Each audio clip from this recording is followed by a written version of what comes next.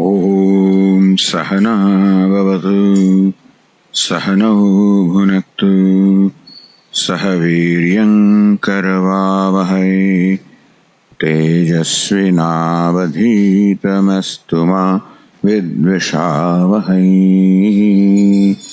ॐ शान्ति शान्ति शान्तिः। ॐ पूर्णमदः पूर्णमिदं पूर्णात् पूर्णमुदच्यते पूर्णस्य पूर्णमादाय पूर्णमेवावशिष्यते। ॐ शान्ति शान्ति शान्तिः। श्रुतिस्मृतिपुराणानाम् आलयं करुणालयं नमामि भगवत्पादं शङ्करं लोकशङ्करं। शङ्करं शङ्कराचार्यं केशवं बादरायणं सूत्रभाष्यकृतौ वन्दे भगवन्तौ पुनः पुनः। ईश्वरो गुरुरात्मेति मूर्तिभेदविभागिने व्योमवद्व्याप्तदेहाय दक्षिणामूर्तये नमः। ॐ पार्थाय प्रतिबोधितां भगवता नारायणेन स्वयं व्यासेन ग्रथितां पुराणमुनिना मध्ये महाभारतम् अद्वैतामृतवर्षिणीं भगवतीम् अष्टादशाध्यायिनीम् अम्ब त्वामनुसन्दधामि भगवद्गीते भवद्वेषिणीम्। यं ब्रह्मा वरुणेन्द्ररुद्रमरुतः स्तुन्वन्ति दिव्यैस्तवैः वेदैः साङ्गपदक्रमोपनिषदैः गायन्ति यं सामगाः। ध्यानावस्थिततद्गतेन मनसा पश्यन्ति यं योगिनः यस्यान्तन्न विदुःसुरासुरगणाः देवाय तस्मै नमः।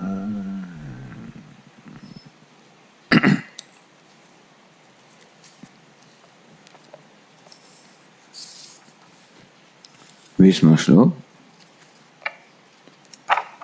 परस्तस्मात्तु भावोऽन्यो व्यक्तो व्यक्तात् सनातनः। परस्तस्मात्तु भावोऽन्यो व्यक्तो व्यक्तात् सनातनः।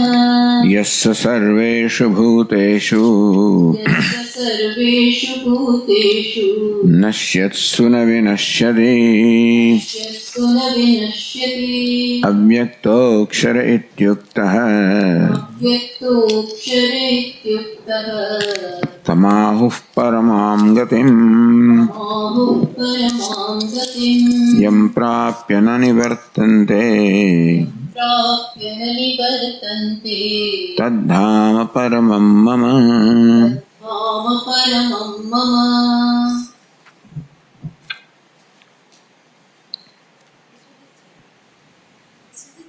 हाँ 20:40 बराबर है।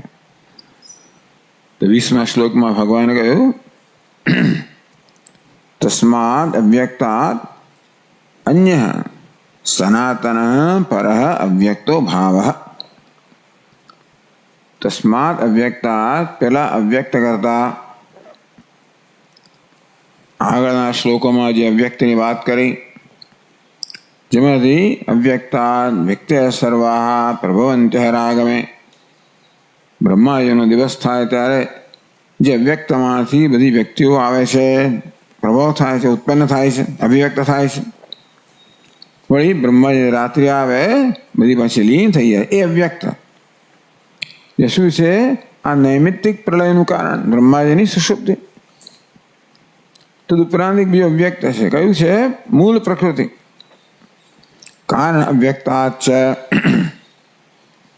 જેમાંથી સમગ્ર જગતની ઉત્પત્તિ આ તો બ્રહ્માજીની રાત્રિમાંથી દૈનંદિન થાય, પરંતુ કલ્પના પ્રારંભમાં મૂળ અવ્યક્ત કહો, પ્રધાન કહો, પ્રકૃતિ એને પણ અવ્યક્ત કહેવામાં આવે છે. જગતનું મૂળ કારણ એના કરતા પણ અન્ય, વિલક્ષણ, ભિન્ન, એ કરતા ભિન્ન, અર્થાત આ અવ્યક્તને જેને આ અવ્યક્ત કોઈ સંબંધ નથી.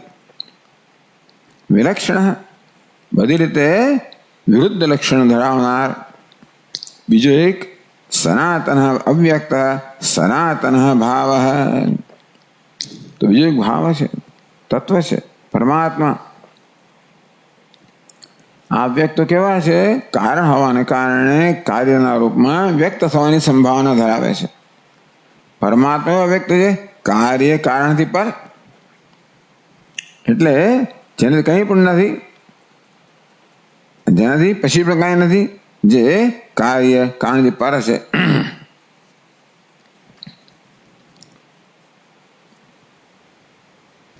પરમાત્મા એ પણ એને પણ અવ્યક્ત કહેવામાં આવે. એટલે ભગવાન એ અવ્યક્ત પરમાત્મા બી અવ્યક્ત છે. એના માટે કહ્યું પરહ, અન્ય. આ વ્યક્ત કરતા અન્ય વિલક્ષણ. વળી કેવો છે? પરહ, પ્રકૃષ્ટ, અનુત્તમ. આ વ્યક્ત છે, અપર છે, ઉતરતું છે. પરમાત્મા પર છે, પર છે.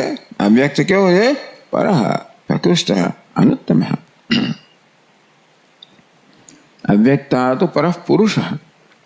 અવ્યક્ત કરતા પરઃ, અર્થાત એનાથી ઉત્કૃષ્ટ આ પર અવ્યક્ત છે. સનાતન, અનાદિ છે, નિત્ય છે, અર્થાત સર્વ પ્રકારના ભાવ વિકારથી રહિત છે. યસ સર્વેષુ ભૂતેષુ નશ્યત્સુ ન વિનશ્યતિ. તો ટીકાકાર કહે છે કે સનાતન કહેવામાં આવ્યો, નિત્ય કહેવામાં આવ્યો, એને સમજાવે છે બીજી પંક્તિમાં. યસ સર્વેષુ ભૂતેષુ નશ્યત્સુ ન વિનશ્યતિ. સર્વેષુ ભૂતેષુ નશ્યત્સુ. બાકીની બધી વસ્તુઓ કેવી છે? નશ્યત્સુ, નાશ યોગ્ય છે, નશ્વર છે, સતત નાશ પામનારી છે. પેલા અવ્યક્તથી માંડીને બધું નાશ પામનારું છે. સચ્છબ્દવાચ્યમ અવિદ્યા, અવિદ્યા સબલમ બ્રહ્મ, બ્રહ્મણ અવ્યક્તમિતિ. સત શબ્દથી કહેવાય છે તે અવિદ્યા સબલ, અવિદ્યા ઉપાધિક બ્રહ્મ. એમાંથી અવ્યક્ત.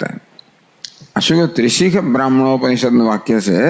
તેમાં અવ્યક્તને પણ બ્રહ્મથી ઉત્પન્ન થયેલું કહેવામાં આવે છે. અવ્યક્તસ્ય પ્રથમ વિકારત્વ શ્રવણાત. અવ્યક્ત પહેલો વિકાર છે, પણ વિકાર છે.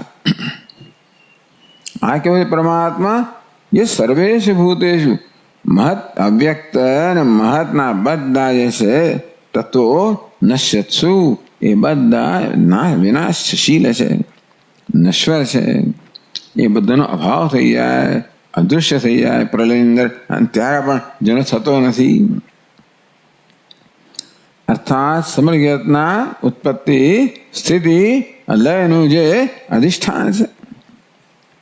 ન વિનશ્યતિ, કદાપી નાશ ન પ્રાપ્નોતિ. ક્યારે નાશ ન પામે એવો આ છે વ્યક્ત, સનાતન, પરઃ, પરમાત્મા. તવે 474 પાંતે કે એવં સત્વં ચ અક્ષરસ્ય પ્રતિપાદ્ય. પરમાત્મા છે કે નહીં એ તો શાસ્ત્રનો જ વિષય છે. અહો સનાતન, પરમાત્મા અવિનાશી, સર્વેષુ ભૂતેષુ નશ્યત્સુ. બધા ભૂતો, બધા પદાર્થો નશ્વર છે, નાશશીલ છે, એ તો આપણો અનુભવ છે. પણ કશી વસ્તુ અવિનાશી છે એ આપણો અનુભવ નથી, કોઈ પ્રમાણનો વિષય નથી. પ્રત્યક્ષથી આપણે જે કંઈ જાણી શકીએ બધું કેવું છે? નશ્વર છે, વ્યક્ત છે. માટે અવ્યક્તનું કારણ હશે એવું કારણનું અનુમાન કરી શકીએ. પણ આ બધું તો નશ્વર છે, માટે કારણ પણ નશ્વર હોવું જોઈએ. પરમાત્મા કોઈ રીતે પ્રત્યક્ષનો વિષય નથી, અનુમાનનો વિષય નથી, કોઈ પ્રમાણનો વિષય. બહુ મહત્વની વસ્તુ છે. ઈશ્વર છે કે નહીં એનું અંતિમ પ્રમાણ કયું છે? માત્ર શાસ્ત્ર.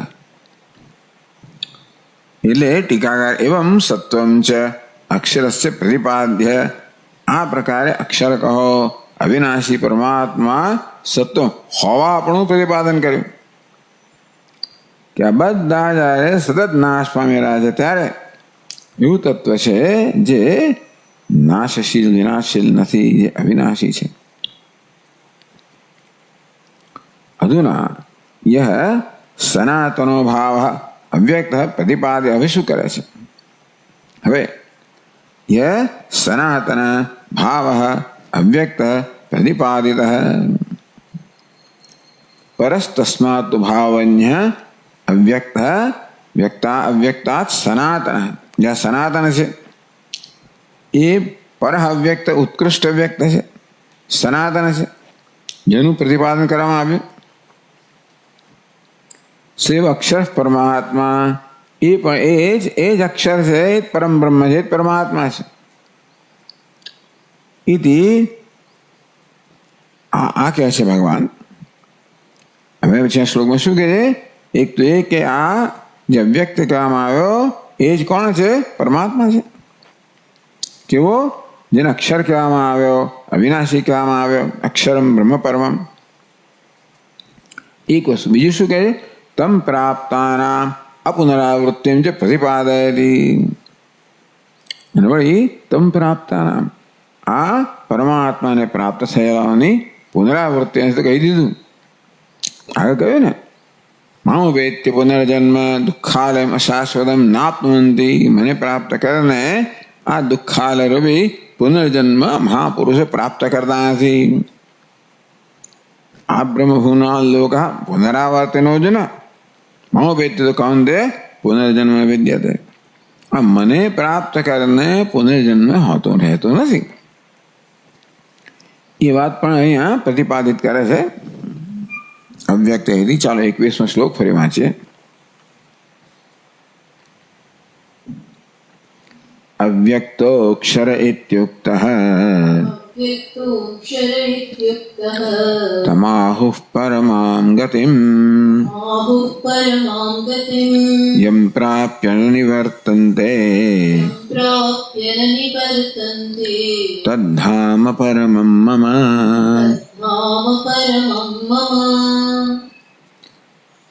અવ્યક્ત અક્ષર ઇત્યુક્તઃ, જે વ્યક્ત કહેવામાં આવ્યો,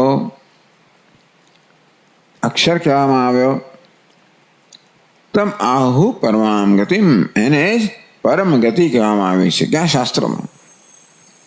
જેને વ્યક્ત કહેવામાં એ જ અક્ષર છે અને એને વળી પાછી શાસ્ત્રમાં પરમ ગતિ કહેવામાં આવી છે. પરમ ગતિ કઈ રીતે? યમ પ્રાપ્ય ન નિવર્તન્તે. તો આગળ ટીકાકાર પોતે જ કહેશે, સમજાવશે એને પરમ ગતિ કેમ કહેવામાં આવી. યમ પ્રાપ્ય ન નિવર્તન્તે. બી ઘણી ગતિ હોય છે, ઘણા બધા ધ્યેય હોય છે. તે ધ્યેયને પ્રાપ્ત કરીને વળી પાછું કેમ નિવર્તન થાય? કેમ વળી પાછું? કારણ કે ધ્યેય અંતિમ હોતું નથી. ધ્યેયને પ્રાપ્ત કર્યા પછી આપણે લાગે કે ભાઈ આ તો હું ઈચ્છતો તો એ નથી. આ કેવું ધ્યેય છે? જે પ્રાપ્ત કર્યા પછી કોઈ પ્રાપ્તિની જરૂરિયાત છે, મુક્ત થઈ જવાય. તદ્ધામ પરમમ મમ, એ મારું પરમધામ છે, ભગવાન કહે છે. તો જો હવે ટીકાકાર કહે છે અવ્યક્ત અક્ષર ઇતિ ઉક્ત. શ્લોકમાં એટલે કહે છે યહ લખ્યું નથી એટલે તમ છે ને, તો યત તમ આહુ પરમામ ગતિમ, તેને પરમ ગતિ કહેવામાં આવે. કોને કયું? યહ અવ્યક્ત અક્ષર, એટલે યહ ઉમેરવાનો આપણે. યહ અવ્યક્ત અક્ષર ઇતિ ઉક્ત. જે અવ્યક્ત અક્ષર એમ કહેવાય ઇતિ ઉક્ત. કે યહ કોણ? યહ પરત્વ સનાતનત્વ. હવે ત્રણ વસ્તુ કહેવામાં આવી આગળના શ્લોકમાં. વ્યક્તા પરસ્તસ્માત ભાવન્યો વ્યક્તો વ્યક્તાત સનાતન. પર કહેવામાં આવ્યું, સનાતન કહેવામાં આવ્યું, ન વિનશ્યતિ અવિનાશી કહેવામાં આવ્યો. યહ પરત્વ સનાતનત્વ અવિનાશિત્વાદિ ધર્મે.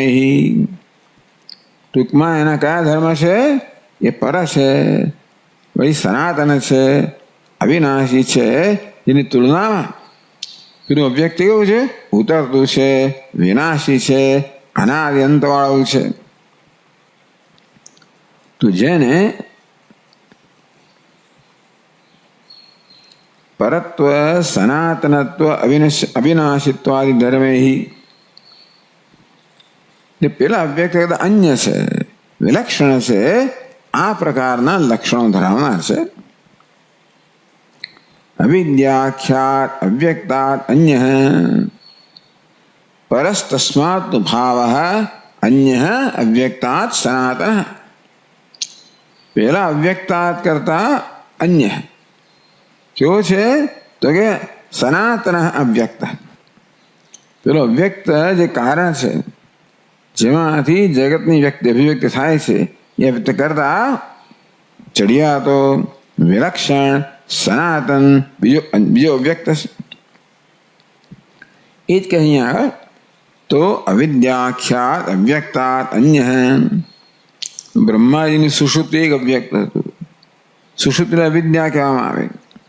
તો એ જાતનું જે અવ્યક્ત હતું, જેમાંથી બધી વ્યક્તિઓ ઉત્પન્ન થાય વળી પાસે લીન થઈ જાય, એ વ્યક્ત કરતા અન્ય. જે આગળના શ્લોકમાં કહ્યું એના કરતા ચડિયા તો વિલક્ષણ અવ્યક્ત અક્ષરથી ઉક્ત. તો અત્યાર સુધીમાં આગળના શ્લોકમાં અવ્યક્ત કરતા પર અવિનાશી અક્ષર એમ કહેવામાં આવ્યો. તમ આહુ પરમામ ગતિમ અવ્યક્ત અક્ષર ઇતિ ઉક્ત. જે અવ્યક્ત અક્ષર એમ કહેવાયો, તમ તેને પરમામ ગતિમ આહુ, એને પરમા ગતિ કહે છે. તમે એ જ અક્ષરને, તમ પાછું થયું પર સર્વનામ થયું. સર્વનામ કોનો ઉલ્લેખ કરે છે? એ જ અક્ષર જેને અવ્યક્ત કહેવામાં આવે, અવ્યક્ત અક્ષર કહેવામાં આવે, એને પરમ ગતિ કહેવામાં આવે. વળી પાછું વધારાનું એક વસ્તુ છે, બધા લક્ષણ કયું છે? એ પરમ ગતિ કહેવાય છે. ક્યાં કહેવાય છે? તો કહે છે મહત પરમ અવ્યક્તમ અવ્યક્તાત પુરુષ પર પુરુષાન પરમ કિંચિત સા કાષ્ઠા સા પરાગતિ ઇત્યાદિ શ્રુત. આ કઠોપનિષદ. મહત પરમ અવ્યક્તમ. આ મહત તત્વથી ચડિયા તો મહત તત્વ શું છે? પેલું પ્રધાન કહો, પ્રકૃતિ કહો, જેને અવ્યક્ત કહેવામાં આવ્યું. એમાંથી મહત તત્વ, એમાંથી પછી અહંકાર, એમાંથી પંચમા, બધી પ્રકારની પ્રક્રિયા બતાવવામાં આવી. એટલે એ પ્રકારે કાર્યમાંથી કારણમાં કેમ જવું? ઇન્દ્રિયાણી પરાણ્યાહુ ઇન્દ્રિયભ્ય પરમ મનઃ નહીં, ઇન્દ્રિયભ્ય પરાહ્યર્થાઃ અર્થેભ્યસ્ય પરમ મનઃ મનસસ્તુ પરા બુદ્ધિ બુદ્ધિરાત્મા મહાન પર મહત પરમ અવ્યક્તમ. ઇન્દ્રિયો કરતા પદાર્થો ચડિયાતા છે, પદાર્થ કરતા મન ચડિયાતું છે, મન કરતા બુદ્ધિ ચડિયાતી છે, બુદ્ધિ કરતા સમષ્ટિ બુદ્ધિ ચડિયાતી છે. સમષ્ટિ એને મહત કહેવાય. એને ચડિયાતું કયું? એનું પણ કારણ જે અવ્યક્ત કહો કે પ્રકૃતિ કહો. મહત પરમ અવ્યક્તમ. મહત કરતા પણ ચડિયાતું શું છે? અવ્યક્તનું કારણ. અવ્યક્તાત પુરુષ પર. અવ્યક્ત કરતા પુરુષ કહો, પરમાત્મા કયો છે? પર ચડિયાતો છે. આ પ્રકારે ચડિયાતાની પરંપરા બતાવવામાં આવી. પ્રશ્ન થાય એના કરતા ચડિયાતું કોણ? થાય જ ને. પુરુષાન પરમ કિંચિત, તો કે નહીં, પુરુષ કરતા ચડિયાતું કંઈ પણ નથી. ત્યારે શું છે? સા કાષ્ઠા સા પરાગતિ સા પરાકાષ્ઠા. એ બધાની ટૂંકમાં સૂક્ષ્મતાની, વ્યાપકતાની, અંતરત્વની, ઉત્તમતાની, ચડિયાતાની પરાકાષ્ઠા છે. આ પ્રકારે આપણે અન્વેષણ જ્યારે કરીએ તત્વનું, તો આ પ્રકારે વેદાંતમાં તત્વનું અન્વેષણ થાય. સૂક્ષ્મતાની દ્રષ્ટિએ સૂક્ષ્માત પણ સૂક્ષ્મ. પરમ તત્વ એ સૂક્ષ્મથી પણ સૂક્ષ્મ. તો સૂક્ષ્મતાની આ પ્રકારે અન્વેષણ કરો કે ભાઈ ઇન્દ્રિયો કરતા અર્થ સૂક્ષ્મ છે, એના કરતાં મન સૂક્ષ્મ છે, એના કરતાં બુદ્ધિ સૂક્ષ્મ છે. એમ સૂક્ષ્મતાની પરાકાષ્ઠા ક્યાં આવે? પુરુષમાં આવે. વ્યાપકતા લો, પુરુષમાં આવે. અંતરતા લો, અંતરત્વ લો, પુરુષ આવે. નિયામક લો, પુરુષ આવે. આ પ્રકારે અન્વેષણ કરવાથી જે પદ્ધતિ આપણે અપનાવી હોય, કાર્યમાંથી કારણની પદ્ધતિ, સ્થૂળમાંથી સૂક્ષ્મની પદ્ધતિ વગેરે વગેરે, તો આ બધું ક્યાં જઈને અટકે? આ પુરુષમાં જઈને અટકે. પુરુષાન્ન પરમ કિંચિત, એનાથી પરમ કશું જ નથી. એનું કારણ એ છે ને કે આ બધાથી પર છે. સૂક્ષ્મતાથી, વ્યાપકતાથી, અંતરતાથી બધી પર છે. ત્યાં સુધી આ બધા ખ્યાલ બરોબર છે કે પેલું એને ચડી જતું, એને ચડી જતું, એને ચડી જતું. પણ પુરુષમાં આવીએ ને ત્યારે કશાથી એ ચડિયાતાનો ખ્યાલ પણ ના રહે, વ્યાપકતાનો ખ્યાલ પણ ના રહે. બધા ખ્યાલનો બાદ થઈ જાય. એટલા માટે એનાથી ચડિયાતું, આ કશાકથી ચડિયાતું હોય એવી એ પ્રકારની એનામાં કોઈ તુલનાત્મક ચડિયાતાપણું હોય, સાપેક્ષ ચડિયાતાપણું હોય તો એનાથી ચડિયાતું હોઈ શકે. કેવું છે? નિરપેક્ષ ચડિયાત, નિરપેક્ષ વ્યાપક, નિરપેક્ષ અંતરતમ વગેરે. સા કાષ્ઠા સા પરાગતિ, એ આ બધા અન્વેષણની પરાકાષ્ઠા છે, એ પરાગતિ છે. એટલે કે તમ આહુ પરમામ ગતિમ, તમ પરમામ ગતિમ આહુ. આ વ્યક્ત છે, અક્ષર છે, પરમાત્મા છે, અને શાસ્ત્રમાં પરમા ગતિ કહેવામાં આવી છે આ જગ્યાએ. ઇત્યાદિ શ્રુતે તમ પરમામ ગતિમ આહુ. પરમામ એટલે શું?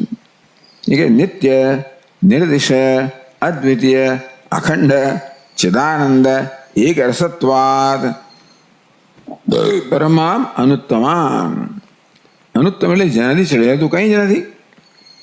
નિત્યતાની નિત્ય છે, નિરતિશય છે, અદ્વિતીય છે, અખંડ, ચિદાનંદ, એક રસત્વાદ એવું હોવાને કારણે અનુત્તમામ, એનાથી ઉત્તમ કંઈ નથી. પરમામ અનુત્તમામ ગતિમ.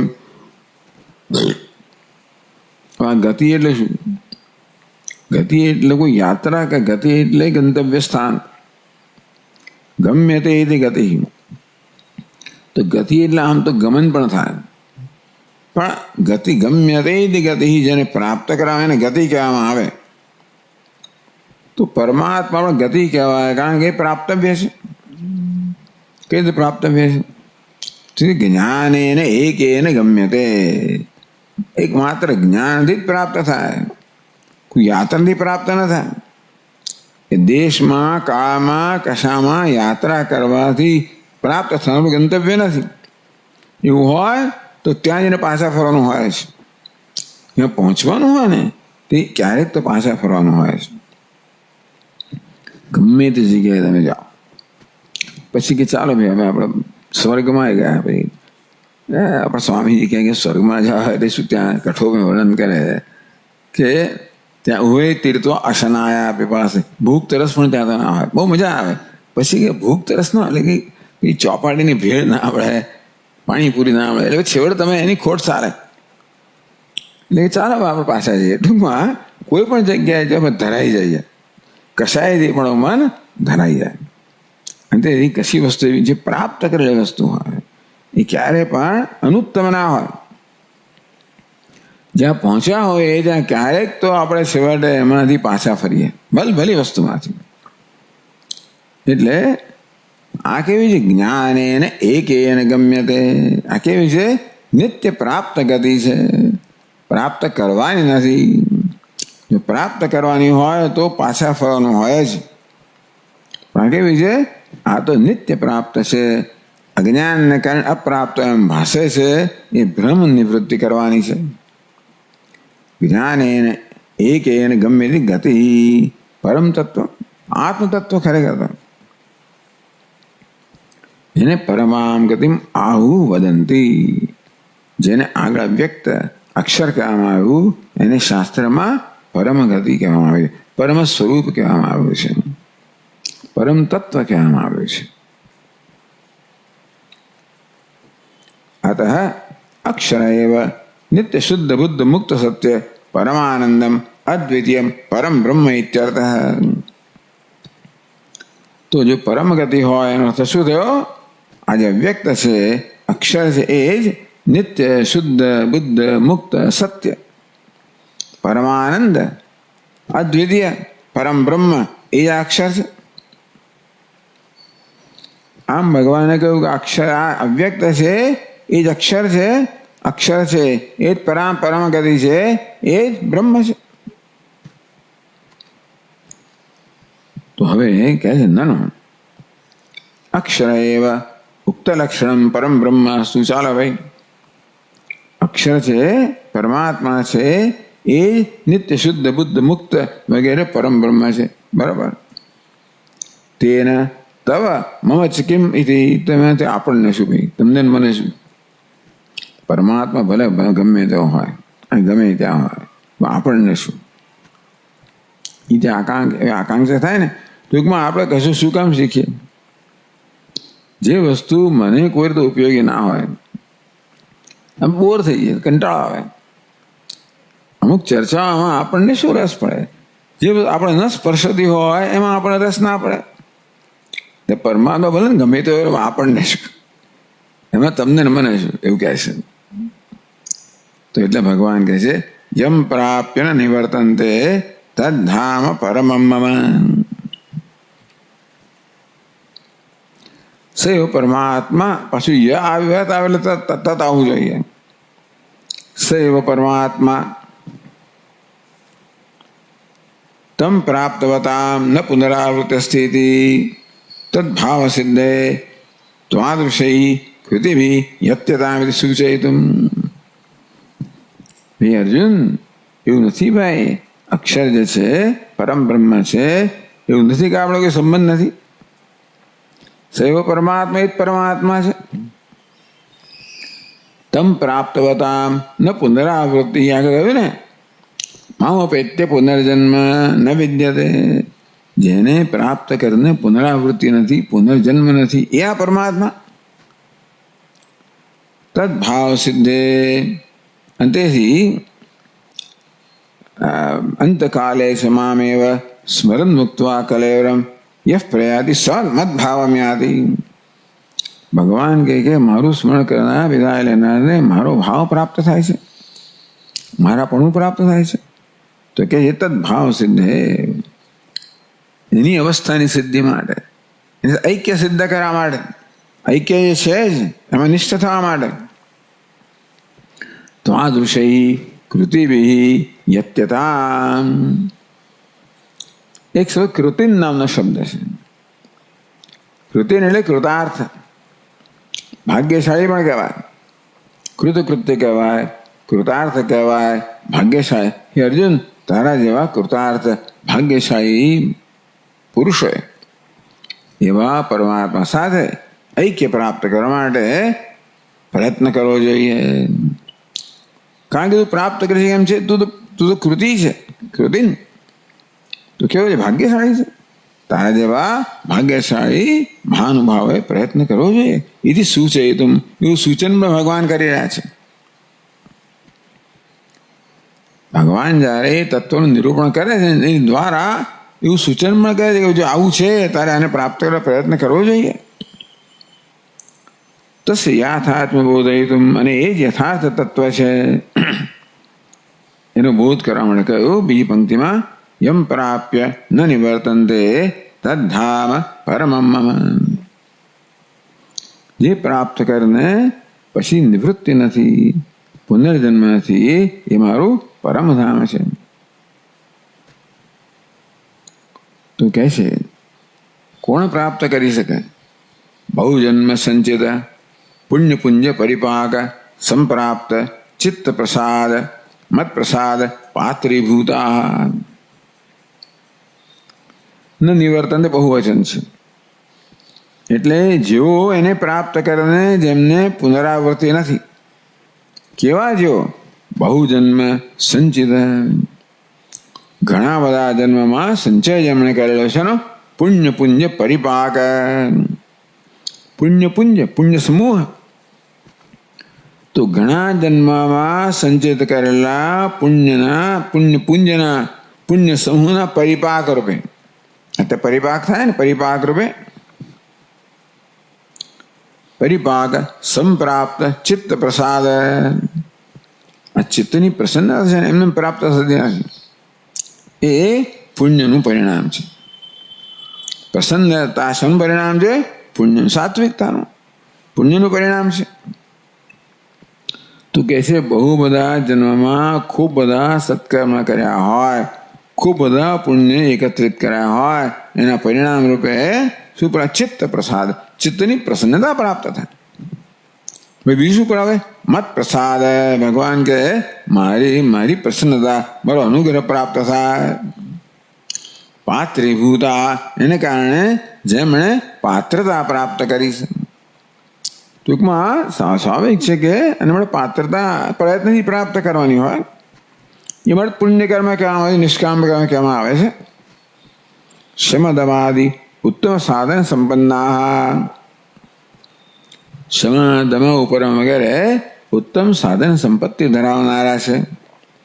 ધન્યા કૃતિન કહો, ધન્યા, ધન્ય એટલે શું? ધન ધરાવનારા, એટલે ઉત્તમ સંપત્તિ ધરાવનારા, આંતરિક સંપત્તિ, કૃતાર્થ લોકો, ધન્યા. સંન્યાસીના, કારણ કે જેને બીજો કોઈ ધંધો નથી, સંન્યાસીના. સંતત સમાધિ નિષ્ઠા, સતત સમાધિમાં જે લોકો નિષ્ઠ છે. સંપાદે સંસિદ્ધ સંત, એટલે કહ્યું ને, મામોપેત્ય પુનર્જન્મ દુઃખાલયમ અશાશ્વતમ નાપ્નુવંતિ મહાત્માન સંસિદ્ધિમ પરમામ ગતઃ. પરમ સંસિદ્ધિને પ્રાપ્ત થયેલા, એ જ કહે છે અહીંયા આગળ કે સંપાદ સંસિદ્ધ, એ પ્રકારની સંસિદ્ધિને ઉત્કૃષ્ટ સફળતાને પ્રાપ્ત થયેલા સંત.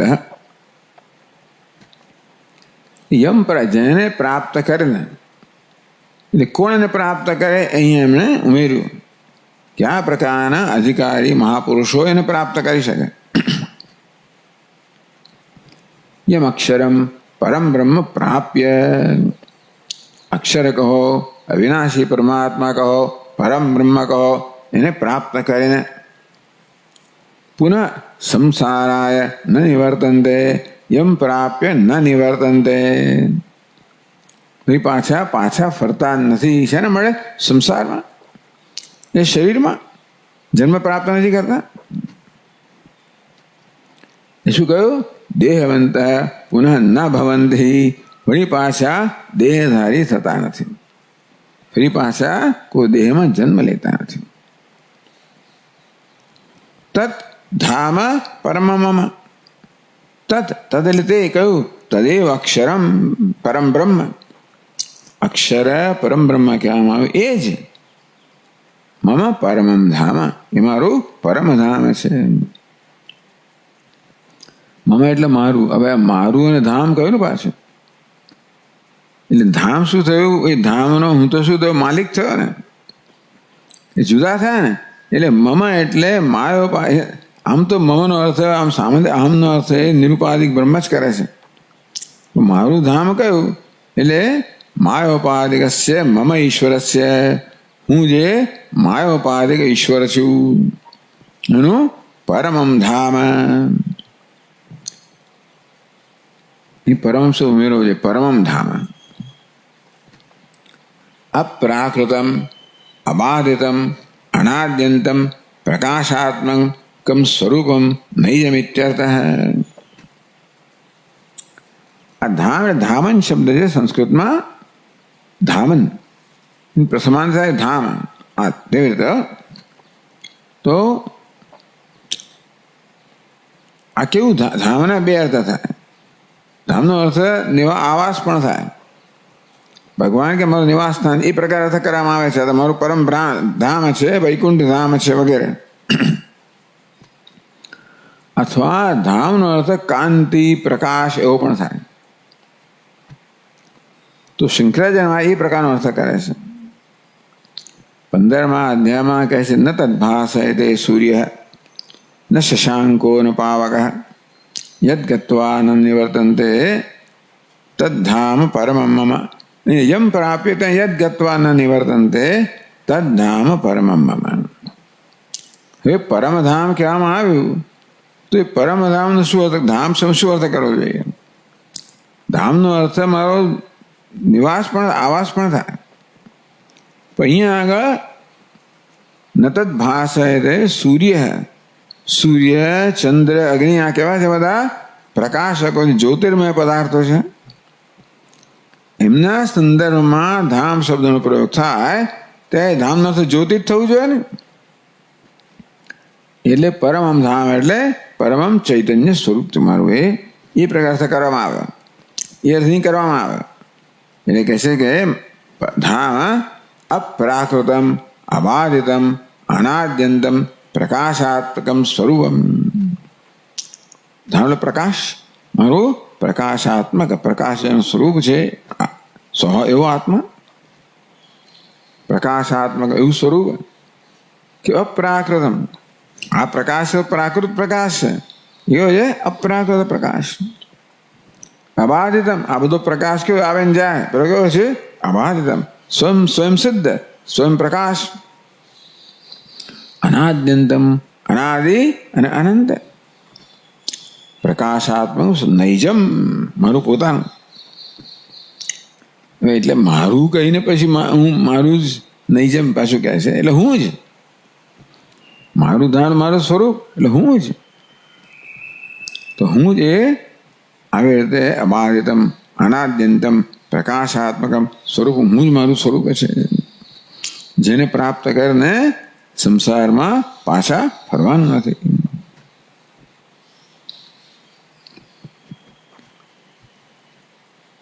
આ પ્રકારે પરસ્તસ્માત ભાવોન્યો વ્યક્તો વ્યક્તાત સનાતન યસ સર્વેષુ ભૂતેષુ નશ્યત્સુ ન વિનશ્યતિ અવ્યક્તોક્ષય ઇત્યુક્ત તમાહુ પરમામ ગતિમ. આ બે શ્લોકો કયા છે? શ્લોકદ્વયના બે શ્લોકો છે કે છેલ્લા. સ્વસ્ય પરસ્ય બ્રહ્મણ સ્વરૂપમ. એટલે એક જગ્યાએ માયોપાધિ કહ્યું, પણ આમ તો સ્વસ્ય પરમ પરસ્ય હંમેશા અહમ શબ્દ આ ટીકાકાર પરમ બ્રહ્મના અર્થમાં જ લે છે. નિરુપાધિક નિર્વિશેષ પરમાત્માના અર્થમાં જ લીધેલું છે. એટલે મારું પરસ્ય બ્રહ્મણ સ્વરૂપમ, જ્યાં ઉપાસના આવે ત્યાં પછી એમનું સોપાધિક રૂપ લીધેલું છે. પણ આ બધા કિસ્સામાં જ્યાં સ્વરૂપનું વર્ણન આવે ત્યાં સ્વાભાવિક છે કે નિરુપાધિક સ્વસ્ય પરસ્ય બ્રહ્મણ સ્વરૂપમ, પોતાનું જે પરમ બ્રહ્મનું સ્વરૂપ છે. તત્પ્રાપ્તાના અપુનરાવૃત્તિમ ચ પ્રતિપાદ્ય. છેલ્લા બે શ્લોક ભગવાને પોતાના સ્વરૂપનું પ્રતિપાદન કર્યું અને એ સ્વરૂપને પ્રાપ્ત થનાર જે છે એમની પુનરાવૃત્તિ નથી એનું પ્રતિપાદન કર્યું. અધુના કથમ તત્ પ્રાપ્સ્યામઃ. તો પ્રશ્ન, ભગવાનને પ્રાપ્ત કેમ કરવું? એને પ્રાપ્ત કરનારની પુનરાવૃત્તિ નથી, તો કેમ પ્રાપ્ત કરવું? કેન વા સાધનેન નિયતેન. એને પ્રાપ્ત નિયત સાધન કહો. નિયત એટલે નિશ્ચિત સાધન. એને પ્રાપ્ત કરવાનું નિશ્ચિત સાધન કયું? જે સાધનને અપનાવવાથી આપણે નિરાશા ન સાંપડે ને, નિશ્ચિત. એટલે આકાંક્ષવતા, આ પ્રકારની આકાંક્ષા ધરાવનારા માટે એને કેમ પ્રાપ્ત કરવું અને કયા સાધનથી પ્રાપ્ત કરવું? ઇતિ આકાંક્ષાવતા. આવી આકાંક્ષા ધરાવનાર કોણ? પરિશુદ્ધાત્મના, મોક્ષિકામાના, પરિશુદ્ધ અંતઃકરણ ધરાવનારા, એકમાત્ર મોક્ષની જ કામના ધરાવનારા. તત્પ્રાપ્ત પરમ સાધન આહ. એવા મુમુક્ષુઓ માટે એવા એ પરમાત્માની પ્રાપ્તિનું જે પરમ સાધન છે એની વાત ભગવાન 22મા શ્લોકમાં કહે છે. પુરુષસ્સ પરઃ પાર્થ પુરુષસ્સ પરઃ પાર્થ ભક્ત્યા લભ્યસ્ત્વનન્યયા ત્યાલભ્યસ્વનન્યયા યસ્યાંતસ્થાનિ ભૂતાનિ યસ્યાંતસ્થાનિ ભૂતાનિ યેન સર્વમિદં તતં. येन सर्वमिदं ततम्. પુરુષ સહ પરઃ પાર્થ.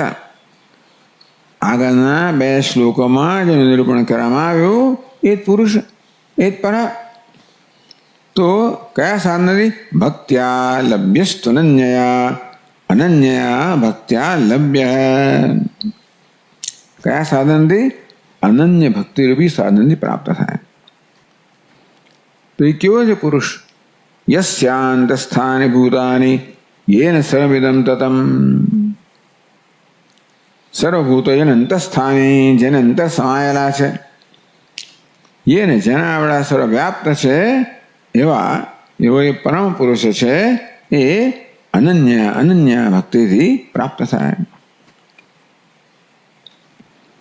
તો ટીકાકાર સમજાવે છે પુરુષ સહ પરઃ પાર્થ. પરહ તો આગળ આવી ગયો, ફરી કહે પરહ. પર અનુત્તમ વગેરે કહેવામાં આવ્યો. અવ્યક્તા તો પરઃ પુરુષેથી શ્રવણાત આગળ આવી ગયો. અવ્યક્તથી પણ પરમ જે છે પુરુષ છે, એટલે સર્વોત્તમ, જેનાથી ચડિયાતું કાંઈ નથી, જે સર્વથી ઉત્તમ છે. સર્વોત્તમ પુરુષ. એ પુરુષ શબ્દનો પ્રયોગ છે. પુરુષ એટલે પૂર્ણત્વાત પુરુષ. પૂર્ણત્વાત, પૂર્ણ હોવાને કારણે પુરુષ કહેવાય. પૂર ધાતુમાંથી પણ પૂર. તો બહિરંત સરત્વ એક રસત્વેન પૂર્ણત્વાત. બહાર અંદર સર્વત્ર એક રસ હોવાને કારણે જે પૂર્ણ છે. એ શું છે કે વચ્ચે બીજા ભિન્ન રસ આવી જાય ને તો વસ્તુ પૂર્ણ ના હોય. કારણ કે આમ બધું ગળપણ હોય, વચ્ચે થોડું તીખાશ આવી જાય, વચ્ચે પેલું આવી જાય તો પછી પૂર્ણતા ના આવે કે એ અંશમાં પેલું નથી, એવું થાય ને. એટલે પૂર્ણત્વાત પુરુષ, જે સર્વત્ર એક રસત્વે ને પૂર્ણ એક રસ હોવાના કારણે જેના અન્ય કશું જ નથી, રસાય જે બધાનો સમાવેશ કરે છે, સંપૂર્ણ હોવાના કારણે પુરુષ છે. સહ અક્ષર પરમાત્મા. પુરુષ સહ પરઃ. પરઃ સહ અક્ષર પુરુષ પરઃ પુરુષ સહ અક્ષર પરમાત્મા. જે અક્ષર પરમાત્મા છે એ પુરુષ છે, પૂર્ણ છે. ભક્ત્યા લભ્યસ્ત્વનન્યયા સહ અનન્યયા ભક્ત્યા લભ્ય. અનન્યા કોને કહેવાય? અનન્યયા એ ત્રિવિભક્તિ છે. કયા શબ્દની? અનન્ય શબ્દની ત્રિવિભક્તિ. પેલા અનન્ય શબ્દ સમજાવે છે. અનન્યા ન વિદ્યતે અન્ય, જેનાથી કંઈ અન્ય નથી, જેનાથી ભિન્ન કાંઈ નથી, અન્ય નથી. પરમાત્મા અતિરિક્ત વિષય યસ્યાહ. કેવી ભક્તિ છે? ભક્તિ તો જાણે કે હોય પણ એકથી વધારે વસ્તુનું પણ હોઈ શકે ને. પ્રેમ હોય તો એકથી વધારેમાં હોય તો કે નહીં. ન વિદ્યતે અન્ય પરમાત્મા અતિરિક્ત વિષય. પરમાત્માથી અન્ય કોઈ વિષય જેવો નથી એવી ભક્તિ. સા અનન્ય ભક્તિ. એમાં પરમાત્મા સિવાય ભક્તિનો વિષય કયો છે? જેનું ભજન કરવું છે વિષય કયો છે? માત્ર પરમાત્માનું ભજન છે. એટલે ભક્તિ એટલે ભજન. તો જેમાં માત્ર પરમાત્માનું ભજન હોય, એ પરમાત્માનું સેવન હોય, એ પ્રકારની ભક્તિ. જેમાં પરમાત્મા સિવાય જે ભક્તિમાં, જે સેવનમાં, જે સમર્પણમાં પરમાત્મા સિવાય કોઈને સ્થાન નથી. સ અનન્યા. તો જેના કરતા જેમાં અનન્યની જેમાં બીજો અન્ય કોઈ વિષય પરમાત્મા સિવાય અન્ય કોઈ વિષય જેમાં નથી એવી અનન્ય ભક્તિ. સર્વત્ર બ્રહ્મ માત્ર ગ્રાહિણી આમિદમ પ્રત્યે નિર્મુક્તા તયા. તો કેવી છે આ ભક્તિ? એમણે સ્પષ્ટ કહ્યું કે આ કેવી છે? જ્ઞાન લક્ષણ. આ ભક્તિ જ્ઞાનમ, છેલ્લે કહી દીધું ભક્તિ એટલે જ્ઞાન. આ જ્ઞાન લક્ષણ ભક્તિ છે. જ્ઞાન એટલે શું? દર્શન કરવું. કોનું? પરમાત્માનું. સર્વત્ર બ્રહ્મ માત્ર ગ્રાહિણી. જે દ્રષ્ટિ કહો, જ્ઞાન કહો, વૃત્તિ કહો, જે સર્વત્ર માત્ર બ્રહ્મનું જ ગ્રહણ કરનારી છે કે બ્રહ્મ જ છે, એટલે એને બ્રહ્મ સિવાય કશું જ ક્યાંય દેખાતું જ ના હોય એ પ્રકારની ભક્તિ. અનન્ય એવું છે બીજું પણ જ્યાં જણાતું હોય. હવે જ્ઞાન લક્ષણ ભક્તિ હોય તો બ્રહ્મનું દર્શન પણ થતું હોય અને અન્ય કશાનું દર્શન થતું હોય. તો એ જ્ઞાન લક્ષણ ભક્તિમાં બે વસ્તુ આવી ગઈ ને. તો જ્ઞાન લક્ષણ ભક્તિ જેમાં જેનો વિષય માત્ર પરમાત્મા છે, અર્થાત જેમાં પરમાત્મા સિવાય અન્ય કશાનું દર્શન નથી, અન્ય કશાનું ગ્રહણ નથી. બાકીના બધાનો બાદ થઈ ગયો છે. ટૂંકમાં નામ રૂપ બધાનો બાદ થઈને જે દ્રષ્ટિ એક માત્ર પરમાત્મા જ છે, એ બ્રહ્મ માત્ર બ્રહ્મને ગ્રહણ કરનારી આવેદન પ્રત્યે નિર્મુક્તા. હું ને આ એ પ્રકારનો પ્રત્યય પણ નથી, અર્થાત જેની અંદર દ્રષ્ટા દૃશ્ય કે ધ્યાતા એ પ્રકારનો કોઈ પ્રત્યય નથી, દ્વૈત નથી, ઉપાસના નથી. આ જ્ઞાન લક્ષણ ભક્તિ છે. ઉપાસનામાં અહમિદમ આવે કંઈક સૂક્ષ્મ રીતે પણ. આ અહમિદમ પ્રત્યે નિર્મુક્તા આવી અનન્ય ભક્તિ. તયા ત્રીજી ભક્તિ અનન્ય ભક્ત્યા. સર્વમિદમ અહમ ચ બ્રહ્મવેદી ભજતી વેત્ય વિદ્વાન અનાયતિ ભક્તિ જ્ઞાનમ ભજતી અનાયાયતિ ભક્તિ. ભક્તિ શોધ કર્યો ભજતી અનયા ઇતિ ભક્તિ. આ શબ્દ ભિન્ન ભિન્ન સમજાવવા. અહીં શું સમજાયો? ભજ ધાતુ ભક્તિ શબ્દ સંપન્ન થયો તી પ્રત્યે લાગવાથી. તો એનો અર્થ શું કર્યો? ભજતી અનયા ઇતિ ભક્તિ. વિદ્વાન વિદ્વાન જેનાથી ભજે છે એ ભક્તિ. તો શું? જેનાથી સર્વમિદમ અહમ ચ બ્રહ્મ એવ ઇતિ ભજતી. આ સર્વ અનુપમ બ્રહ્મ છે, આ સર્વ અનુપમ બ્રહ્મ છે એ પ્રકારે ભજન કરનાર. જે ભક્તિથી આ સર્વ અનુપમ બ્રહ્મ છે એ જ ભજન કરે વિદ્વાન, એ ભક્તિ એટલે કઈ? જ્ઞાન ભક્તિ. જ્ઞાનમ આ પ્રકારનું જ્ઞાન કે સર્વમિદમ આ સર્વનું હું પણ બ્રહ્મ જે છે, વાસુદેવ સર્વમ, એ પ્રકારનું ગ્રહણ કરનારી આ ભક્તિને અનન્ય ભક્તિ કહેવામાં આવી. એટલે કે જ્ઞાન દર્શન દ્રષ્ટિ. આવું તમે ક્યાંથી લાવે? ભજ સેવાયામ. ભજ ધાતુમાં સેવા થાય છે. એ ભજે અત્ર જ્ઞાનાર્થ. સેવન કરવું એટલે જાણવું. ધાતુઓના ભિન્ન ભિન્ન તો થઈ શકે ને. મામ એકમ શરણમ વ્રજ. એક માત્ર મારું શરણ પ્રાપ્ત કર. વ્રજ એટલે કોઈ પણ ગતિનો આવે ક્રિયાપદ, એનો જ્ઞાન અર્થ કરી દે. અહીંયા ભજ સેવાયા ભજ સેવા કરવી એટલે કે જેનો જ્ઞાન અર્થ કરવાનો. આ સંદર્ભમાં ભજતી જ્ઞાનાર્થ. ભજતી એટલે શું? ભજ ધાતુ. કહ્યું તેવી રીતે તૃતીય પુરુષ છે એનું એક વચન ભજતી. અત્ર ભજતી એટલે શું? ભજ ધાતુ. આ જગ્યાએ ભક્તિ શબ્દમાં ભજ ધાતુ જ્ઞાનાર્થ જ્ઞાનના અર્થમાં છે. એટલે ભજ જ્ઞાને એવું માનવાનું. અહીંયા આગળ પુરુષ પરસ પરઃ પાર્થ ભક્ત્યાલભ્ય તું અનન્યયા. તું આવે ત્યાં. તું શબ્દ અવધારણાર્થ. શ્લોકમાં લભ્ય તું અનન્યયા. તો તું એટલે શું? તું એટલે એવ એટલે ભાર દેવા. અવધારણ એટલે ભાર દેવો. શું કહે છે? ભક્ત્યા જ્ઞાનેન તું એટલે એવ જ્ઞાનેન એવ ભક્તિ એટલે માત્ર જ્ઞાનથી જ આ પ્રાપ્ત થનારો પુરુષ છે. એટલે અનન્ય ભક્તિનો અર્થ આપણે એવો કરીએ કે ભાઈ જે ભજનની અંદર ભગવાન સિવાય બીજો કોઈ વિષય હોય નહીં. માણસ અનેક વસ્તુઓનું ભજન કરતો હોય, સેવન કરતો હોય, પ્રેમ કરતો હોય, તેમાં કોઈ ભગવાન નહીં તો દર્શનની વાત કરી. આ ભક્તિ એટલે જ્ઞાન એટલે દર્શન, જેમાં ભગવાન સિવાય કોઈ જ નથી, એ પ્રકારનું દર્શન. ભક્ત્યા જ્ઞાનેન તું એટલે જ્ઞાનેન એવ કહ્યું ને, તું એટલે અવધારણાર્થ એટલે એવકાર. આચાર્ય પ્રસાદ લબ્ધેના સમાધિનિષ્ઠયા શુદ્ધેન લભ્ય પ્રાપ્તવ્ય. શુદ્ધ જ્ઞાનેન કયું જ્ઞાન છે?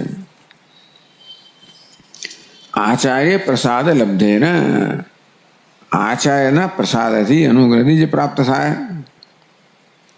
સમાધિનિષ્ઠયા, અને જે શિષ્ય છે જિજ્ઞાસુ, જે સમાધિ એ નિષ્ઠા ધરાવનારો છે, એવા શુદ્ધેન જ્ઞાને લભ્ય, એવા શુદ્ધ જ્ઞાન. સમાધિ એટલે કે જ્યાં આગળ કોઈ વિકલ્પ નથી, માત્ર એક પરમાત્માનું દર્શન છે, એમાં જ નિષ્ઠા છે, એવા શુદ્ધ જ્ઞાનથી, એ પ્રકારની જ્ઞાન લક્ષણા ભક્તિથી પરમાત્મા પ્રાપ્તવ્ય, પ્રાપ્ત કરવા યોગ્ય છે. ભક્ત્યા લભ્ય તો અનન્યયા, એ પ્રકારની ભક્તિથી પરમાત્મા લભ્ય છે. લભ્ય એટલે પ્રાપ્તવ્ય, પ્રાપ્ત કરવા યોગ્ય છે. તો ભક્ત્યા તું કહીને ભક્ત્યા એવ, માત્ર ભક્તિથી જ પ્રાપ્ત થાય. એવકાર આવે ને એટલે બીજા બધી બાદ બાકી કરવામાં આવે, અન્ય વ્યવચ્છેદકાર. એટલે ભક્તિ સિવાય બાકીના બધાનો વ્યવચ્છેદ કરવામાં આવે. એટલે શું? ન તું કર્મણા યોગેન સાંખ્યેન છે. સમાધિ નિષ્ઠ શુદ્ધ આ જ્ઞાનથી જ માત્ર પ્રાપ્ત થવા યોગ્ય છે, ન તું કર્મણા, કર્મથી નહીં. કારણ કર્મથી તો અપ્રાપ્તની પ્રાપ્તિ થાય. યોગેન, યોગ પણ ટૂંકમાં તમારી ચિત્તને એકાગ્ર કરવું છે કે તમારા ધ્યેય વિષયમાં, એમાં પણ દ્વૈત હોય. સાંખ્યેન છે, સાંખ્ય વિવેક, તો આ બધામાં દ્વૈત આવી જ જાય. બ્રહ્મ પ્રાપ્ત ન શક્યમ, ટૂંકમાં આના માત્ર ભક્તિથી જ પ્રાપ્તવ્ય છે, બીજા કોઈ સાધનથી નહીં.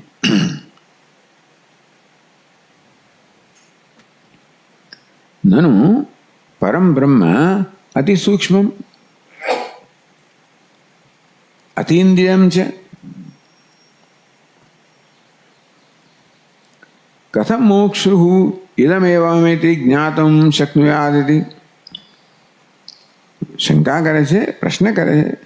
પરમ બ્રહ્મ અતિ સૂક્ષ્મ, પરમ બ્રહ્મ તો અત્યંત સૂક્ષ્મ છે. અતીન્દ્રિયમ, ઇન્દ્રિયો વિષય નથી, ઇન્દ્રિયોનો પણ પ્રકાશક છે.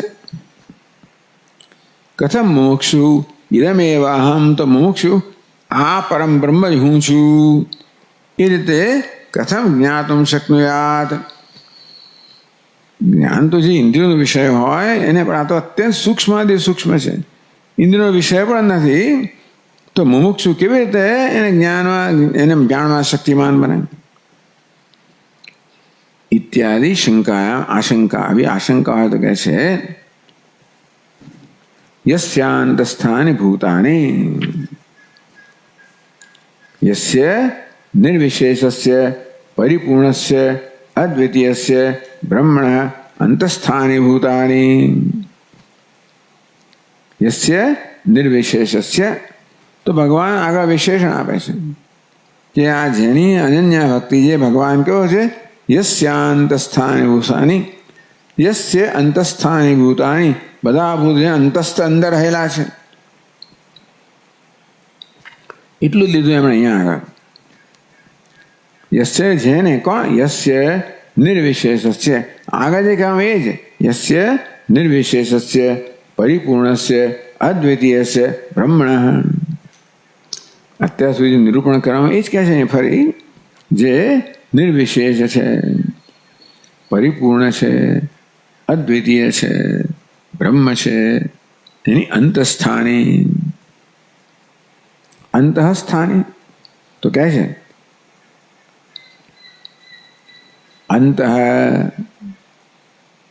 અંતર્દેશે સ્થિતાની અંતઃસ્થિતાની અંતઃસ્થાની અંતઃસ્થાની અંતઃસ્થિતાની અંતઃસ્થાની અંદર રહેલા.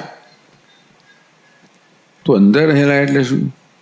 અંદર બહાર હોય ભગવાનમાં, ભગવાન અંદર રહેલા છે. એક અંદર કહ્યું ને એટલે થોડી તકલીફ થાય ને એટલે દૃષ્ટાંત આપે છે. અંતર્દેશે સ્થિતાની અંદરના સ્થાનમાં રહેલા. કઈ રીતે? દર્પણે નગરમિવ અંદર જાણે કે અંદર રહેલા. દર્પણે નગરમિવ દર્પણમાં રહેલા નગરની જેમ. દર્પણ જોયું તો અંદર નગર દેખાય ને એ પ્રકાર અંદર એવું સમજવાનું. એટલે કે આભાસ રૂપેણ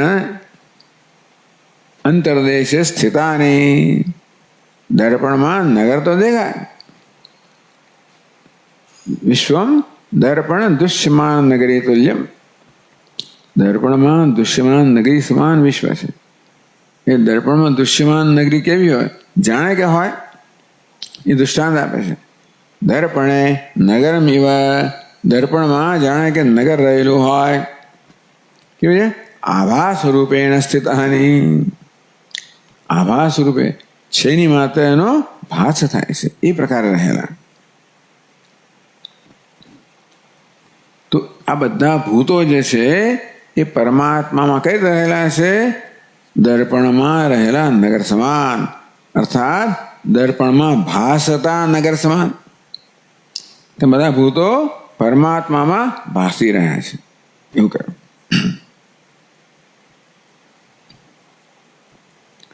યદ્યપિ દર્પણે નગરમ શ્રીમ પ્રતીયતે.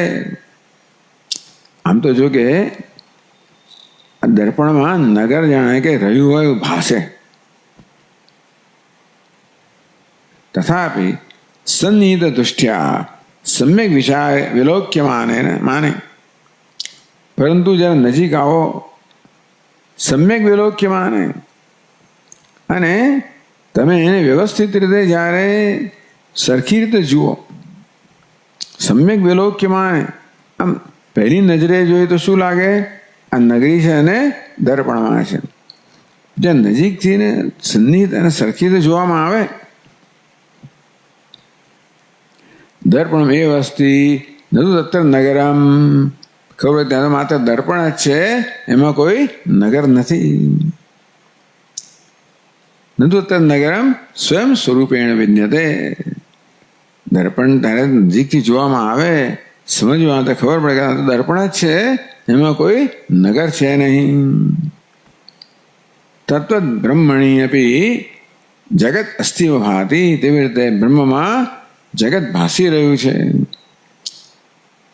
જ્ઞાન દૃષ્ટ્યા અધિષ્ઠાન ગ્રાહિણ્ય પરિશીલ્યમાને બ્રહ્મ એકમેવ અસ્તિ નતુ તત્ર જગત. તો પછી જ્યારે નજીક આવો, અધિષ્ઠાન ગ્રાહિણ્ય માત્ર અધિષ્ઠાનને ગ્રહણ કરનારી જે જ્ઞાન દૃષ્ટિ છે. બધું ગ્રહણ કરનારી દૃષ્ટિ હોય, જગત પણ દેખાય અને બ્રહ્મ પણ દેખાય, પણ માત્ર અધિષ્ઠાનને ગ્રહણ કરનારી જે જ્ઞાન દૃષ્ટિ છે એનાથી જોવામાં આવે.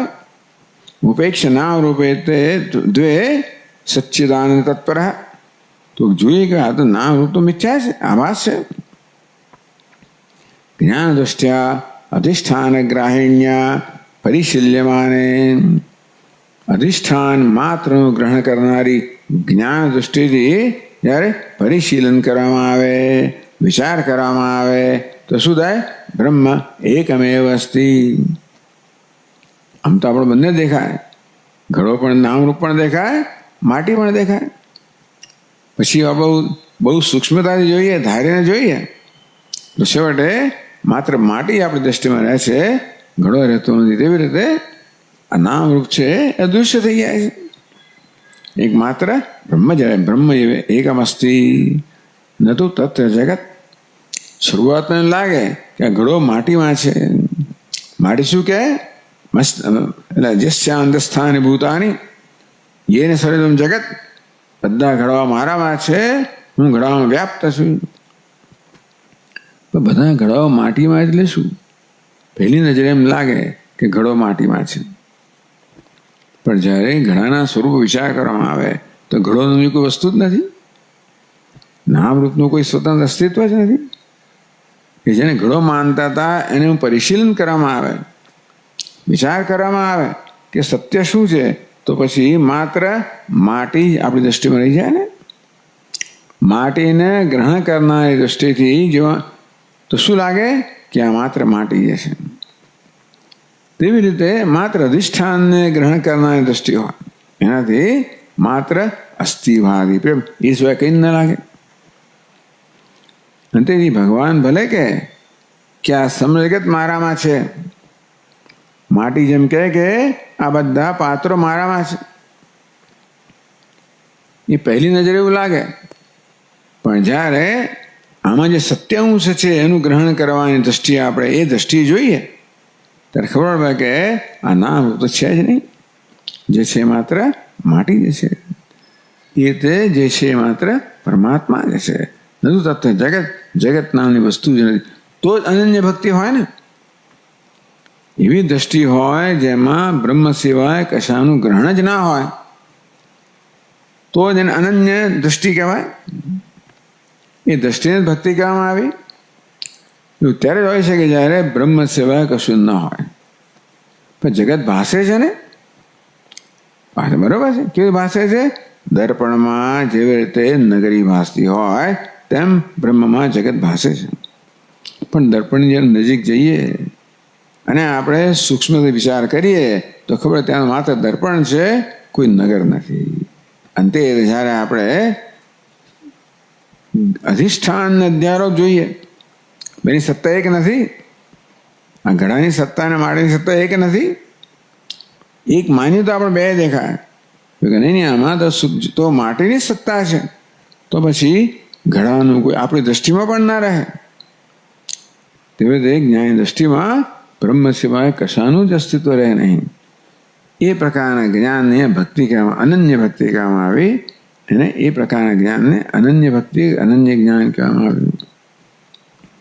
આપણે આગળ ચાલુ રાખશું ચર્ચા. ઓમ પૂર્ણમદ પૂર્ણમિદમ પૂર્ણાત પૂર્ણમુદચ્યતે પૂર્ણસ્ય પૂર્ણમાદાય પૂર્ણમેવાવશિષ્યતે. ઓમ શાંતિ શાંતિ શાંતિ. શંકરં શંકરાચાર્યં કેશવં બાદરાયણં સૂત્રભાષ્યકૃતૌ વંદે ભગવन्तौ પુનઃ પુનઃ. ઈશ્વરો ગુરુરાત્મેતિ મૂર્તિભેદવિભાગિને વ્યોમવદ્વ્યાપ્તદેહાય દક્ષિણામૂર્તયે નમઃ. ઓમ શાંતિ શાંતિ શાંતિ. હરિ ઓમ. શ્રી ગુરુભ્યો નમઃ. હરિ ઓમ.